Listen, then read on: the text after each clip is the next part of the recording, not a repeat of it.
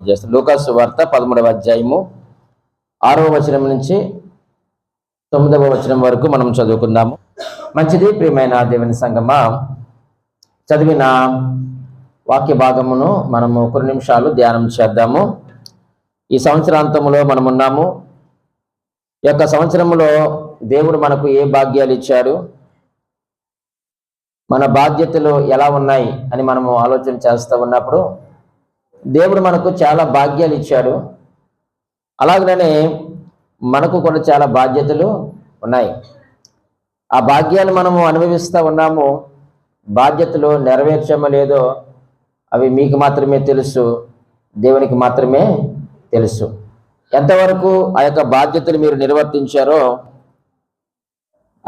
అది మీకు మాత్రమే తెలుసు. అయితే ఈరోజు దేవుని యొక్క వాక్యాన్ని ధ్యానం చేయడానికి నేను కొన్ని దినాల నుంచి ప్రయత్నం చేస్తున్నాను. ఎన్నో అంశాలు నేను ఎత్తుకున్నాను, కానీ ఏ అంశాన్ని ఎంపిక చేసుకున్నా ఆదిలోనే ఎగిరిపోతుంది.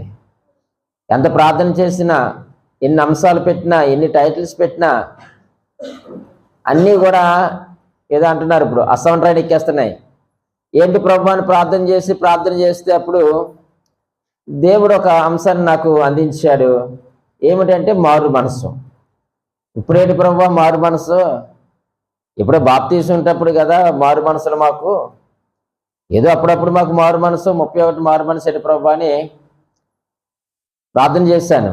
కానీ ప్రభు పదే పదే మారు మనసు అనేటువంటి అంశాన్ని ప్రభు నా ముందు ఉంచాడు. ప్రియమైన దేవుని సంగమా, ఈ రాత్రి మనము మారు మనసు కొరకు కొన్ని నిమిషాలు చాలా క్లుప్తంగా మనం నేర్చుకుందాం. ఇక్కడ మారు మనసు పొందిన వారు ఎంతమంది ఉన్నారు అంటే అందరూ కూడా మారు మనసు పొందిన వారే. ఏదో కొంతమంది ఆ యొక్క అనుభవము లేకపోవచ్చు. ఒక వ్యక్తి మారు మనసు పొందాడు అని ఎలా చెప్పగలం మనం? ఒక వ్యక్తి మారు మనసు పొందాడని మనము ఎలా చెప్పగలం? వారి యొక్క క్రియల ద్వారా, వారి యొక్క జీవితమును బట్టి మనము ఆ విషయాన్ని తెలుసుకొనవచ్చు. 55వ కీర్తన 19వ వచనంలో ఈ మంచి మాటను మనం చూద్దాం. పురాతన కాలము మొదలుకొని ఆసీనుడగు దేవుడు మారు మనస్సు లేని వారై తనకు భయపడని వారికి ఉత్తరమిచ్చును. ప్రియమైన దేవుని సంగమ, ఈ మాట మనము చదువుతూ ఉన్నప్పుడు మారు మనసు లేని వారు ఎలా ఉంటారు? సరే, మారు మనసు పొందిన వారంటే క్రియలు ఉంటాయి అని చెప్పారు. మరి మారు మనసు లేని వారు ఎలాగుంటారు? వారిని ఎలా గుర్తుపట్టచ్చు అని అంటే చాలా సింపుల్గా దేవుని యొక్క వాక్యం తెలియజేస్తూ ఉంది. వాడు దేవునికి భయపడడు. కానీ మనము భయపడతాం దేవునికి. ఎప్పుడో చెప్పమంటారా? ఆదివారం మాత్రమే మనం భయపడతాం. దేవునికి భయపడడం అంటే ఆదివారం భయపడడం కాదు. దేవునికి భయపడడం అంటే దేవునికి మనం భయపడతాం. ఎప్పుడో చెప్పమంటారా? సమస్య వచ్చినప్పుడు మనం దేవునికి భయపడతాం. ప్రాణాపాయ స్థితిలో ఉన్నప్పుడు దేవునికి మనము భయపడతాం.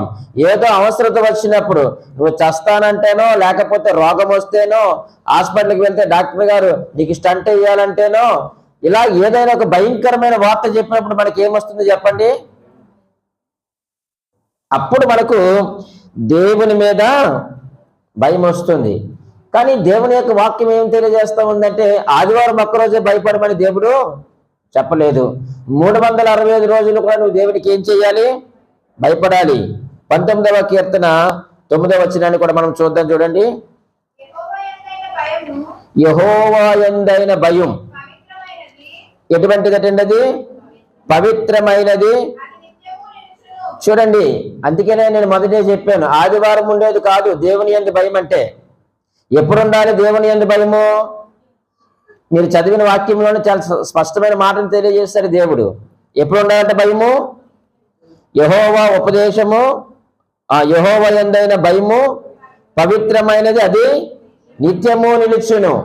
దేవుని యందలి భయము నిత్యము ఉండాలి. మన అవసరతను బట్టి కాదు, మన అనుకూలతను బట్టి కానే కాదు. లేకపోతే ప్రాణాపాయ స్థితిలో కాదు.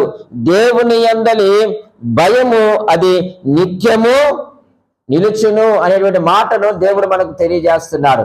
ఈరోజు మనము భయము లేక మనము దేవుని యందు భయభక్తులు కలిగి మనం నిత్యము జీవిస్తున్నామా, లేకపోతే అవసరతను బట్టి మనము దేవునికి భయపడుతున్నామో మనం ఒకసారి ఆలోచన చేయవలసిన అవసరత ఉంది. ప్రియమైన దేవుని సంగమా, నీవు మారు మనసు పొందావు అని దేన్ని బట్టి తెలుస్తుంది? క్రియని బట్టి అన్నారు, దేవునికి భయపడడం అన్నారు. చాలా మంది అనుకుంటారు, నేను బాప్తిసం తీసుకున్నాను కాబట్టి నేను దేవుని యందు భయభక్తులు కలిగి ఉన్నాను అని అనుకుంటారు. అది ఎప్పటికీ వాస్తవం కానే కాదు. ఎందుకంటే బాప్తిస్మము తీసుకొని దేవుని యందు భయభక్తులు లేని వారు చాలా మంది ఉన్నారు. నేను మీకు ఒక మాట జ్ఞాపకం చేస్తాను. మీరు చూసిన మనుషుల్లో చాలా మంది బాప్తిసం తీసుకుని మందు తాగుతున్న వాళ్ళు లేరా? మీకు తెలుసు, పలానాని మీరు చెప్పవలసిన లేదు. బాప్తిసం తీసుకొని సిగరెట్లు కాలుస్తున్న వారు లేరా? మీకు తెలుసు అవన్నీ. అంటే ఇప్పుడు బాప్తిసం తీసుకున్నంత మాత్రాన నీవు దేవుని యందు భయభక్తులు కలిగిన వారనా? కాదు. అలాగే మేము బల్ల తీసుకుంటున్నాము కాబట్టి మేము దేవుని యందు భయభక్తులు కలిగిన వారమని, లేకపోతే మేము మారు మనసు కలిగిన వారమనా? కాదు కాదు. నువ్వు బల్ల తీసుకున్నంత మాత్రాన మారు మనసు పొందినట్టు ఏమీ కూడా కాదు. సరే, నేను పాటలు పాడుతున్నాను కదా, నేను మారు మనసు పొందినట్టే అనుకుంటే అది కూడా వాస్తవం కానే కాదు. నేను వాక్యాన్ని ప్రకటిస్తున్నాను కదా, నేను బైబుల్ చదువుతున్నాను కదా, నేను సాక్ష్యం చెప్తున్నాను కదా, నేను మారు మనసు పొందేశాను కదా అనుకుంటే వీటిని ఆధారం చేసుకొని నీవు మారు మనసు పొందావు అనడానికి రుజువులు ఏమీ కూడా లేవు. మరి ఎప్పుడయ్యానంటే నువ్వు మారు మనసు పొందావు అనేటువంటిది నీవు దేవుని మీద భయభక్తులు కలిగి ఉన్నప్పుడు. సరే, నిజమైన మారు మనసుకు 5 కారణాలు మీ ముందు ఉంచుతాను. చాలా క్లుప్తంగా మీ ముందు ఉంచుతాను, రెఫరెన్స్లు ఉండవు, కానీ ఒక 5 కారణాలు నిజమైన మారు మనసు. ఈరోజు నిజమైన మారు మనసు పొంది మనము మరొక సంవత్సరంలోనికి మనము ప్రవేశిద్దాం. నెంబర్ 1 మనం ఆలోచన చేస్తే నిజమైన మారు మనసుకు తొలిమెట్టు ఏమిటయ్యానంటే సిగ్గుపడకుండా తప్పు అంగీకరించడం. సిగ్గుపడకుండా తప్పును అంగీకరించడం. ఎవరు తప్పును అంగీకరించారు అంటే మీకు ఇక్కడ దావీదు గారిని మీకు జ్ఞాపకం చేస్తాను. దావీదు ఒక తప్పు చేశాడు, ఒక పొరపాటు చేశాడు. నాతాను ప్రవక్త వచ్చి ఒక చిన్న స్టోరీ చెప్పారు. మనందరికీ తెలుసు, తెలియని విషయాలు ఏమీ కాదు. మీరు బైబిల్ బాగా చదివిన వారు, క్షుణ్ణంగా పరిశీలన చేసిన వారు, ఒక మాటలో చెప్పాలంటే బైబిల్ పండితులు కూడా మన సంఘంలో ఉన్నారు. చాలా సంతోషం. అక్కడ దావీదు ఒక తప్పు చేసినప్పుడు ప్రవక్త ఏం చేశాడు? ఆయనను గద్దించాడు. చూడండి, ఆయన పబ్లిక్ గా గద్దించాడా, లేకపోతే 4 గోడల మధ్య తీసుకుని వెళ్ళి గద్దించాడా? మాట్లాడరండి. 4 గోడల మధ్య తీసుకెళ్ళి గద్దించాడా? పబ్లిక్ గా గద్దించాడు. మొత్తం అక్కడ భటులు ఉన్నారు, సేనాధిపతులు ఉన్నారు, మంత్రులు ఉన్నారు, అందరూ ఉండగానే వారి మధ్యలో చక్కని స్టోరీ చెప్పి, బాబా తప్పు చేసిన దొంగవి నీవే అన్నాడు. ఈ దెబ్బకి దావీదు ఏం చేయాలి? ప్రవక్తనే కనీసం నీ జ్ఞానం ఉండద్దయ్యా, పక్కకి పిలిచన్నా చెప్పాలి కదా, నన్ను నేను ఎవరిని అనుకుంటున్నావు, నువ్వు ప్రవక్త అయితే వచ్చుగాక, నేను ఈ రాజ్యానికే రాజునన్న మాట అన్నాడండి? అనలేదు. ప్రియమైన దేవుని సంగమా, ఎప్పుడైతే దావీదును నాతాను ప్రవక్త హెచ్చరించాడో ఆయన ఏం చేశాడు చెప్పండి? వెంటనే ఒప్పుకున్నాడు. సిగ్గుపడలేదు. నువ్వు మంత్రుల మధ్య చెప్పావని, నువ్వు భటుల మధ్య చెప్పావని, లేకపోతే సైన్యాధిపతి మధ్య నువ్వు చెప్పావని ఆయన సిగ్గుపడకుండా తన యొక్క తప్పును ఆయన ఒప్పుకున్నాడు. సిగ్గుపడలేదు. ఈ రాత్రి వేళ ప్రియమైన దేవుని సంగమా, నీవు మరొక సంవత్సరంలోనికి అడుగు పెట్టే ముందు నీ తప్పును నీవు ఒప్పుకో. ఎలా ఒప్పుకోవాలి? సిగ్గుపడకుండా ఒప్పుకో. మనం గట్టిగా ప్రార్థన చేయడానికి ఇష్టపడం. నేను పాపిని ప్రభువాని మీరు ఎప్పుడైనా గట్టిగా చేస్తారేమో అనుకుంటాను నేను విందామని. కానీ మనం అనంగా నేను పలానా తప్పు చేశానని ఎప్పుడైనా బిగ్గరగా మీరు ప్రార్థన చేశారా? మిమ్మల్ని మీరు పరీక్ష చేసుకోండి. కానీ దావీదు సిగ్గుపడకుండా తన యొక్క తప్పును అంగీకరించాడు. మరొక వ్యక్తిని కూడా మీకు జ్ఞాపకం చేస్తాను. తప్పిపోయిన కుమారుడు గురించి మనందరికి కూడా తెలుసు. వాడికి మనసు మారింది. బుద్ధి వచ్చినప్పుడు వెంటనే తండ్రి దగ్గరికి వెళ్తా ఉన్నాడు. దూరం నుంచి తండ్రి ఇంటిని చూశాడు. ఒక మాట మీరు ఆలోచన చేయండి. ఎక్కడైనా ఆ యొక్క గ్రంథంలో అందరూ వెళ్ళిపోయిన తర్వాత, ఎవరింటికి వారు వెళ్ళిపోయిన తర్వాత మా నాన్న దగ్గరికి వెళ్ళి నేను కాళ్ళ మీద పడి నన్ను క్షమించి తండ్రి అని అన్నాడు ఆయన?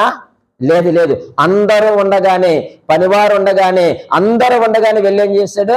తన తండ్రి దగ్గర తన యొక్క తప్పును ఒప్పుకున్నాడు. అది కదండి నిజమైన మారు మనసు అంటే. ఈరోజు ప్రియమైన దేవుని సంగమా, దేవుడు కోరుకునేది కూడా నిజమైన మారు మనస్సు. నిజమైన మారు మనసుకు సిగ్గుపడని పశ్చాత్తాపం ఉంటుంది. నిజమైన మారు మనసుకు సిగ్గుపడని పశ్చాత్తాపం ఉంటుంది. అది దావీదులో ఉంది, తప్పిపోయిన కుమారుల్లో ఉంది. కాబట్టి వారి యొక్క జీవితాలే మార్చబడ్డాయి. ఈ రాత్రి వేళ నీవు కూడా సిగ్గుపడకుండా తప్పును అంగీకరించు. రెండవదిగా మనం ఆలోచన చేస్తే, రెండవ మెట్టు ఏమిటంటే తప్పుకు సంపూర్తిగా బాధ్యత వహించు. నీ తప్పు చేసావు, దానికి సంపూర్తిగా బాధ్యత ఎవరు వహించాలి? మనమే. ఎవరు తప్పు చేస్తే ఎవరు వహించాలి. చూడండి ఒక మంచి ఉదాహరణ మరలా దావీదు గారే. 51వ కీర్తనలోకి రండి. మనకు తెలుసు 4వ వచనాన్ని చదవండి. నీకు కేవలము నీకే విరోధముగా నేను పాపము చేసి ఉన్నాను, నీ దృష్టి ఎదుటి నేను చెడుతనము చేసి ఉన్నాను. చాలండి. ఆయనతో దావీదు గారు ఏమంటున్నారు చెప్పండి. ఇప్పుడు ఈ కీర్తన ఎప్పుడు రాశాడు ఆయన? ఈ కీర్తన ఎప్పుడు రాశాడు ఆయన? పైన చదవండి. పైన ఎవరు రాశారు? బెత్షెబాతో పాపం చేసిన తర్వాత ఆయన ఒప్పుకోని ప్రార్థన, ఇది పశ్చాత్తాప ప్రార్థన. చూడండి, తప్పుకు పూర్తి బాధ్యత ఎవరు వహిస్తున్నారు? దావీదు అంటున్నాడు. ఏమని అంటున్నాడు? నీకు కేవలము నీకే విరోధముగా నేను ఏం చేశాను? పాపము చేసిన ఒప్పుకుంటున్నాడు. ఒకసారి మీరు అందరూ తలెత్తుకోండి. ఇక ఈయన బొంకడానికి ఒక మంచి అవకాశం ఉంది. ఏంటి చెప్పమంటారా? బెత్షెబా ఏం చేస్తుంది? మాట్లాడండి. స్నానం చేస్తుంది. ఏమన్నా ప్రభువా నా తప్పేముంది, నేను మిద్ది మీద తిరుగుతున్నాను, ఓపెన్ టాప్ బాత్రూంలో స్నానం చేయడం తప్పు కాదా అని అన్నాడండి? అనొచ్చండి. ఎందుకు అనకూడదు అసలు?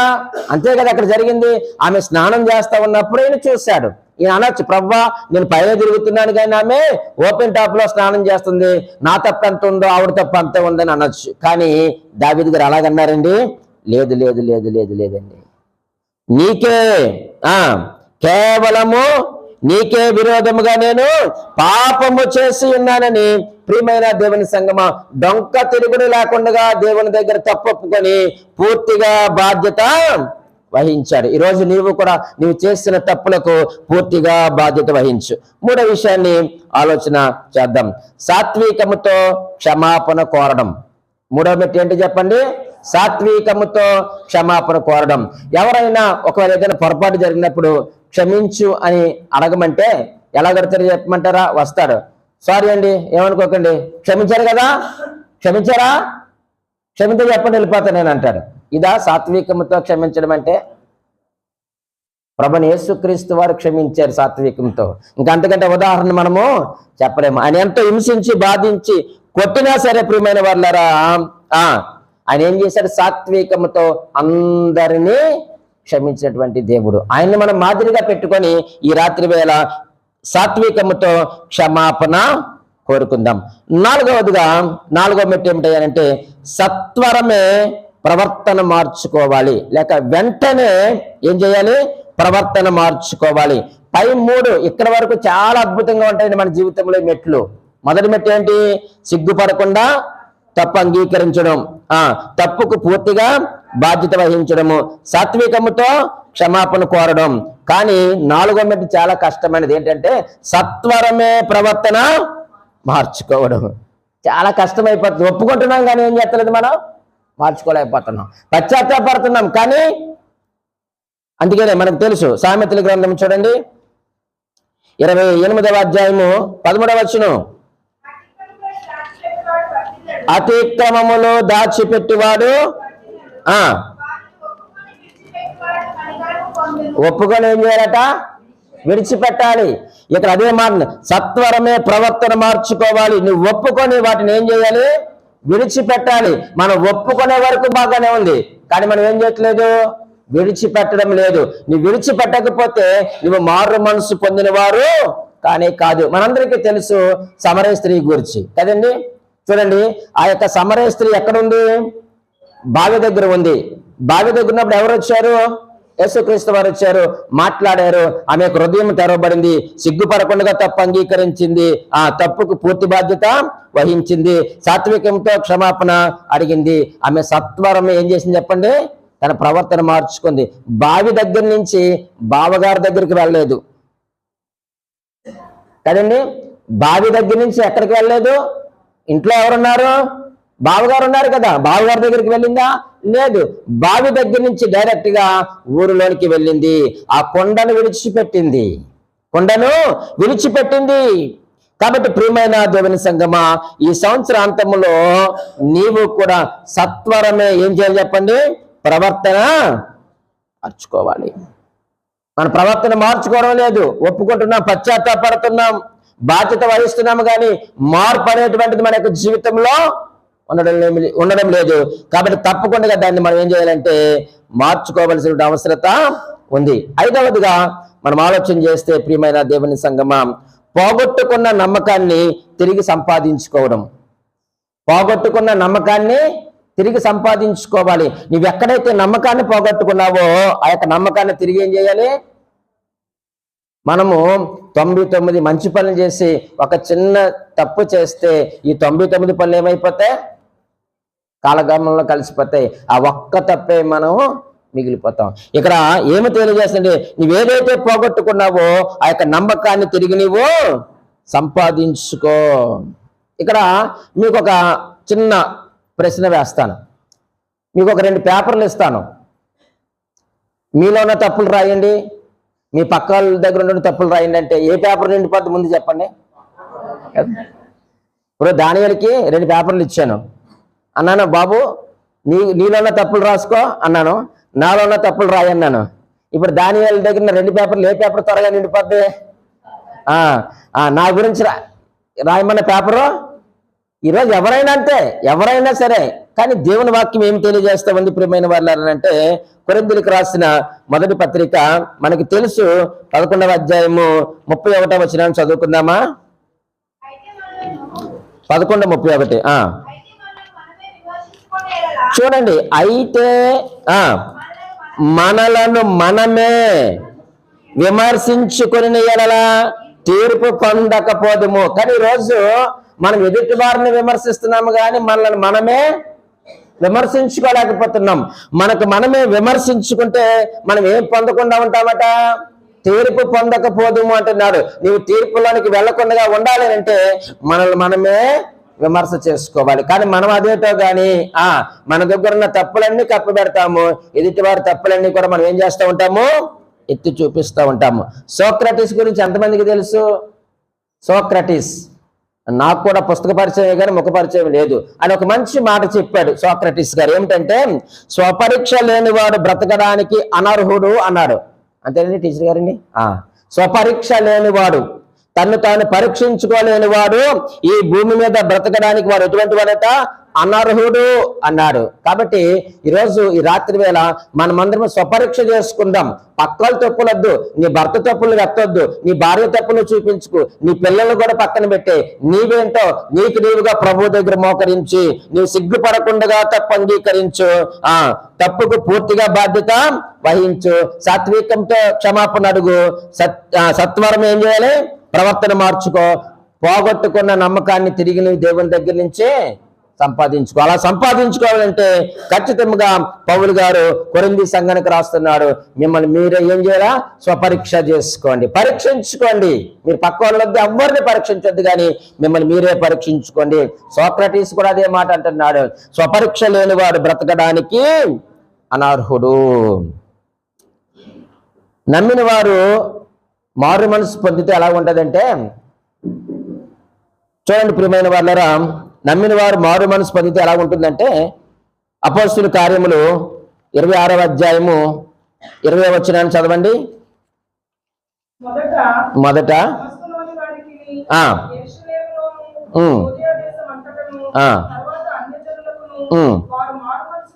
చూడండి, వారు మారు మనస్సు పొంది దేవుని తట్టు తిరిగి మారు మనస్సు నాకు తగిన క్రియలు చేయవలనని ప్రకటించుచుంటిని. నమ్మి వారు పొందిన మారు మనసు ఎలా ఉంటుందంటే, ఆ యొక్క మారు మనసులు ఏం కనిపిస్తాయట? క్రియలు కనిపిస్తాయి. ఈరోజు మనం మారు మనసు పొందితే క్రియలు కనిపిస్తున్నాయా? క్రియలు కనిపించాలి. సంఘములో క్రియలు కనిపించాలి, సమాజంలో క్రియలు కనిపించాలి, నీ కుటుంబంలో కూడా క్రియలు కనిపించాలి. అంత మాత్రమే కాదు, క్రియలు ఒకటే కాదు, కానీ మత్తయి సువార్త 3వ అధ్యాయము 7వ వచనంలో కూడా ఒక మంచి మాటను మాట్లాడుతున్నారు చూడండి. యోహాను 3వ అధ్యాయము 7వ వచనం.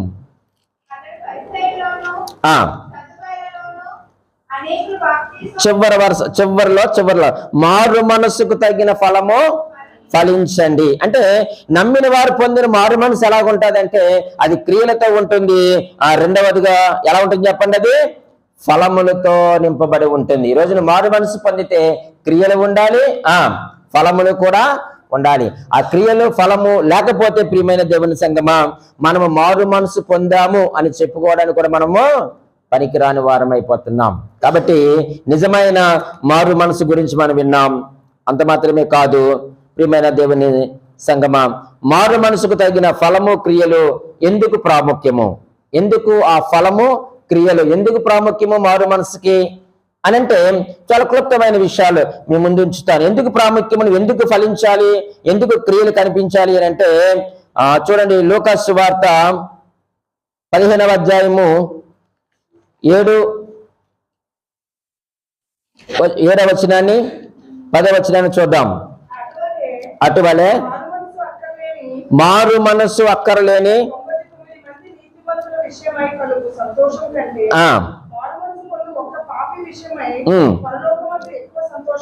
చాలండి.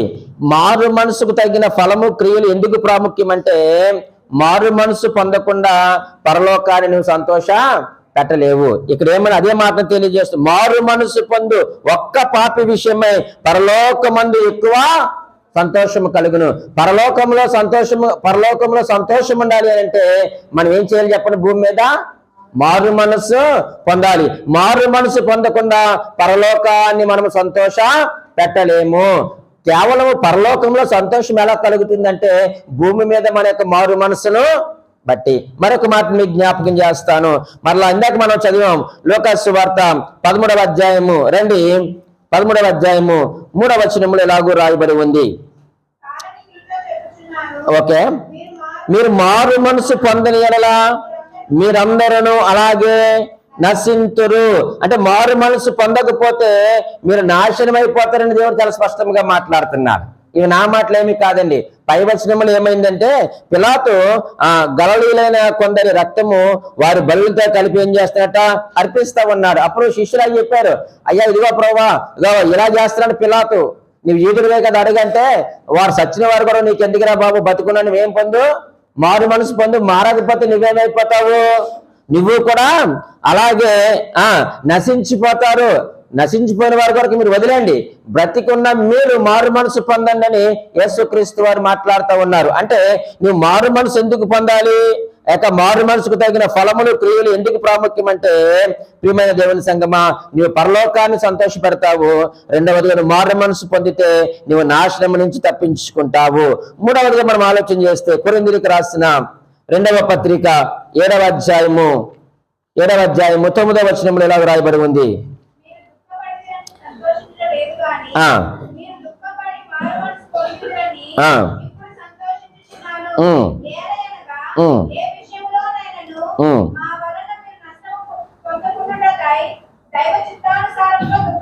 చాలండి. ఈ మాటలు మనకి ఏమి నేర్పిస్తున్నాయి అంటే నువ్వు మారు మనసు పొందకుండా సేవకుని నువ్వు సంతోష పెట్టలేవు. ఇక్కడ పౌలు గారు అంటున్నారు, మీరు దుఃఖపడితేనే సంతోషించటం లేదు కానీ మీరు దుఃఖపడి మారు మనసు పొందితేనని ఇప్పుడు సంతోషించుచున్నాను అన్నాడు. నా ఉత్తరం మిమ్మల్ని బాధ పెట్టింది, మీరు బాధపడ్డారని మేము నవ్వుతా లేదు, మేము సంతోషంగా లేము. మీరు మారు మనసు పొందారని మేము సంతోషంగా ఉన్నాం. మా మాటల వల్ల మీరు నచ్చుకున్నారని మేము ఆనందిస్తా లేదు, మీకు బాధ కలిగి మేము సంతోషిస్తాం. ఆ సంతోషం కాదు మాది.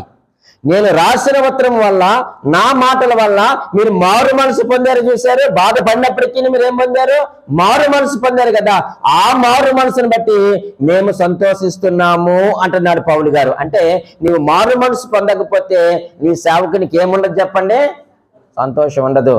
కాబట్టి మారు మనసుకు తగిన ఫలములు క్రియలు మనము ఫలించాలి, అవి చాలా ప్రాముఖ్యము. మరొక మాట మీకు జ్ఞాపకం చేయనా, ప్రకటన గ్రంథము 16వ అధ్యాయము 9వ వచనములో ఈ మంచి మాటను చూద్దాం. చూడండి, 16వ అధ్యాయం 9వ వచనం.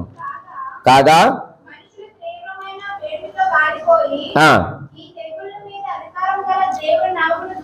కానీ ఆ, ఆయనను మహిమపరచినట్లు వారు మారు మనస్సు పొందిన వారు కారు. చూడండి, మారు మనసు పొందకుండా దేవుణ్ణి మహిమపరచలేవు. ఈ వచనం అదే నేర్పిస్తుంది. ఆయనను మహిమపరిచినట్లు వారు ఏం పొందలేదట? మారు మనసు పొందలేదు. నువ్వు దేవుని మహిమపరుస్తున్నావా?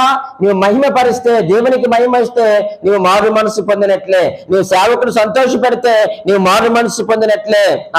అలాగే ప్రియమైన వాళ్ళరా, పరలోకాన్ని సంతోష పెడితే నువ్వు మారు మనసు పొందినట్టే. నువ్వు నాశనం నుంచి తప్పించుకుంటున్నావంటే మారు మనసు నీవు పొందినట్లే కాదు. కాబట్టి మారు మనసుకు తగిన క్రియల ఫలము ఎందుకు ప్రాముఖ్యమయ్యానంటే, నీవు దేవుని మహిమపరచాలి, పరలోకాన్ని సంతోష పెట్టాలి, సేవకుని సంతోష పెట్టాలి. అలాగే నువ్వు మారు మనసు పొందితే నాశనం నుంచి నువ్వేం చేయబడతావు? తప్పించబడతావు. మారు మనసు పొందకపోతే ప్రమాదాలు, ఆ ప్రమాదాలు కూడా లాభాలే చూస్తాం, నష్టాలు కూడా మనం చూడాలి. ఈ రాత్రి వేళ ప్రియమైన దేవుని సంగమా, నష్టాలు కూడా మనం చూడాలి. చాలా సింపుల్ గా ఒకే చోట అన్ని విషయాలు మీకు ముందు ఉంచుతాను. రండి, ప్రకటన గ్రంథము 2వ అధ్యాయం 5వ వచనంలో చూడండి. మారు మనసు పొందకపోతే ప్రమాదాలు. ఇది ఎవరి కొరకు మాట్లాడుతున్న మాటలు చెప్పమంటారా? వ్యక్తుల కొరకైతే కాదు, కానీ సంఘము కొరకు దేవుడు స్పష్టంగా మాట్లాడుతున్నాడు. నేరుగా సంఘముల గురించి మాట్లాడుతున్నాడు. 2:5 చదవండి. నీవే స్థితిలో నుండి పడితేవో అది జ్ఞాపకం చేసుకొని మారు మనసు పొంది ఆ మొదటి క్రియలను చేయము. అట్లు చేసి నీవు మారు మనసు పొందితే సరి, లేని ఎడల నీ యొద్దకు వచ్చి నీ దీపస్తంభము దాని చోట నుండి తీసివేతును అన్నాడు. నీవు మారు మనసు పొందని ఎడల, మారు మనసు లేని ఎడల నీ దీపస్తంభాన్ని నేను తీసేస్తాను అంటున్నాడు దేవుడు. నీ వెలుగును తీసేస్తున్నాను అంటున్నాడు. వెలుగు తీసేస్తే ఏంటి చెప్పండి? చీకటి. ఎవరి కొరకు మాట్లాడుతున్నాడు ఇక్కడ దేవుడు? సంఘము కొరకు మాట్లాడుతున్నాడు. ప్రభు నామమును భరించారు, ఆ ప్రభు కొరకు ఎన్నో శ్రమలు కష్టాలు అనుభవించారు. మీలో చాలా గొప్ప ప్రేమ ఉండేది, కానీ ఈరోజు ఆ ప్రేమ ఏమైపోయింది చెప్పండి? చల్లారిపోయింది. కాబట్టి ఆయన అంటున్నాడు, మరలా నీకుండిన నీ ప్రేమను 4వ వచనములో ఆయనను మొదటి నీకుండిన ప్రేమను నీవు వదిలితివని నీ మీద తప్పు మోపుతున్నాను. నీవు మారు మనసు పొందేవా సరే, లేకపోతే నీ యొక్క దీపస్తంభాన్ని నేను ఏం చేస్తాను? తీసేస్తానన్నాడు. ఇది నా మాటలు కాదు, దేవుని మాటలు. అదే 2వ అధ్యాయము చూడండి, చదువుతా ఉన్నాను 16వ వచనంలో. కావున మారు మనసు పొందము. 2:16. కావున మారు మనసు పొందము, లేని ఎడల నేను నీ యొద్దకు త్వరగా వచ్చి నా నోటి నుండి వచ్చి ఖడ్గము చేత వీరితో యుద్ధము చేసేదను. మారు మనసు పొందకపోతే దేవుడు నీతో యుద్ధం చేస్తాడట. ఒక మాట చెప్పమంటారా? మీకు చేతనైతే మనుషులతో యుద్ధం చేయండి, గెలిస్తే గెలవచ్చు గాక, కానీ దేవునితో యుద్ధం చేయగలమా? చేయలేము. కాబట్టి నీ మారు మనసు పొందు. మారు మనసు పొందకపోతే ఆయన యుద్ధం చేస్తాడు. మారు మనసు పొందకపోతే నీ దీపస్తంభాన్ని తీసేస్తాడు. 2వ అధ్యాయము మరలా 21వ వచనాన్ని చదువుతున్నాను చూడండి. మారు మనసు పొందుటకు నేను దానికి సమయం ఇచ్చితిని గాని అది తన జారత్వము విడిచిపెట్టి మారు మనసు పొందనల్లదు. ఇదిగో నేను దానిని మంచము పట్టించి దానితో కూడా వ్యభిచరించు వారు దాని క్రియల విషయమై మారు మనసు పొందితేనే గాని వారిని బహు శ్రమల పాలు చేతును. నువ్వు మారు మనసు పొందకపోతే మంచం పడతావట. అమ్మో, అటువంటి స్థితిలోనికి మనం వెళ్ళకూడదు. నువ్వు మారు మనసు పొందకపోతే నువ్వు మంచం పడతావు, నువ్వు శ్రమల పాలైపోతావు. చూసారా ఎన్ని ప్రమాదాలు ఉన్నాయో మారు మనసు పొందకపోతే. మన ప్రతి సంవత్సరం 31st నైట్ ఏం చేస్తుంటాం చెప్పండి? ప్రభా నన్ను క్షమించని, యథావిధిగా యథా రాజా తదా ప్రజ ఏదో ఉంటది కదా అన్నమాట. అలాగే సంవత్సరాలు మనం గడుచుకుంటూ దాటుకుంటూ వెళ్ళిపోతున్నాం, కానీ నిజమైనటువంటి మారు మనసు మనం పొందకపోతే ఎన్ని ప్రమాదాలో చూడండి. మారు మనసు పొందకపోతే నీ మంచం పట్టిస్తా, నీవు శ్రమలు పాలైపోతావు అంటున్నాడు.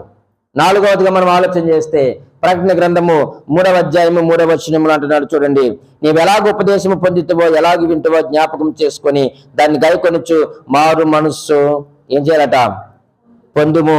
నీవు జాగరూకుడివై ఇండిన ఎడల నేను దొంగ వలె వచ్చేదును, ఏ గడియను నీ మీదకి వచ్చేదినో నీకు తెలియదు అంటున్నాడు. మారు మనసు పొందకపోతే ఆయన దొంగ వలె వస్తాను అన్నాడు. అంటే అర్థం ఏమిటో చెప్పమంటారా? ఆకస్మిక పరిణామాలు మీరు ఎదుర్కొంటారు అన్నాడు. చివరిగా లాస్ట్ వన్ మరలా ప్రకటన గ్రంథం 3వ అధ్యాయము 19వ వచనములో ఎలా రాయబడి ఉంది?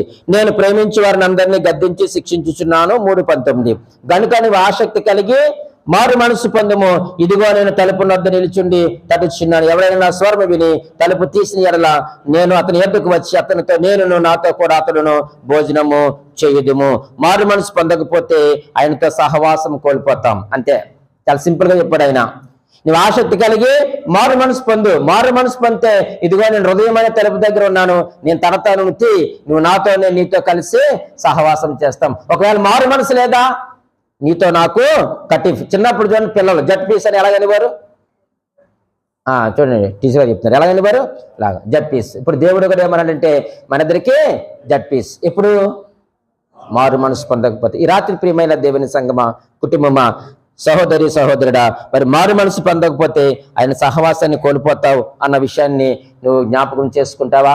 చూడండి, నువ్వు వెనుకకు జారిన విశ్వాసిగా ఉంటే ఈ రాత్రి ప్రభు దగ్గర పశ్చాత్తాపడు. ప్రభువా, ఇది ఈ రాత్రి నేను నీ పాదాల సన్నిధికి వస్తున్నాను, నన్ను క్షమించు ప్రభు అని ప్రభు దగ్గర మనం పశ్చాత్తాపడదాం.